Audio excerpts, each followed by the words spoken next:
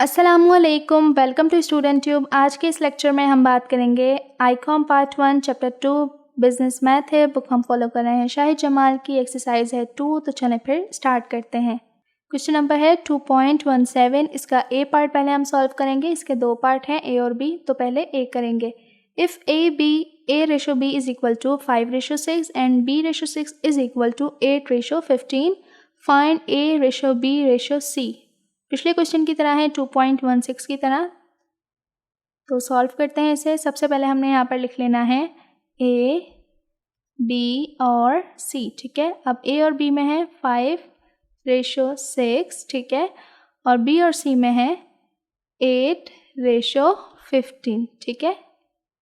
तो ये आपस में हो जाएंगे, 6 और 8 भी होंगे, और 8 5 के साथ, यानी कि बी ए के साथ होगा, ठीक है। तो यहाँ पर 15 को जब हम 6 से करेंगे तो हो जाएगा 90।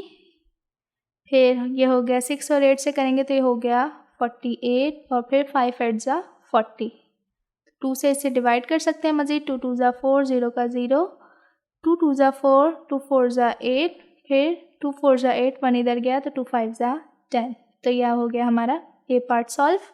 अब बी पार्ट है, if A B is equal to 5:7 and A ratio C is equal to 3:14, find A, B, C, ठीक है।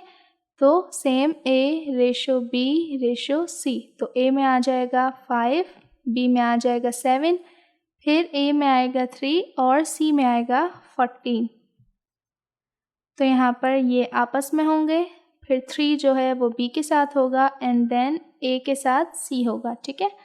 तो 14 5 ज़ा हो जाएगा 70, देन 7 3 ज़ा 21 और 3 5 ज़ा 15 आंसर। तो ये था आज का क्वेश्चन। उम्मीद करती हूँ आपको अच्छे समझ आया होगा। मज़ीद क्वेश्चंस के लिए मेरे चैनल को करें सब्सक्राइब, और साथ ही अपने क्लासमेट्स एंड फ्रेंड्स से शेयर भी ज़रूर करें। मिलते हैं नेक्स्ट वीडियो में, तब तक के लिए अल्लाह हाफ़िज़।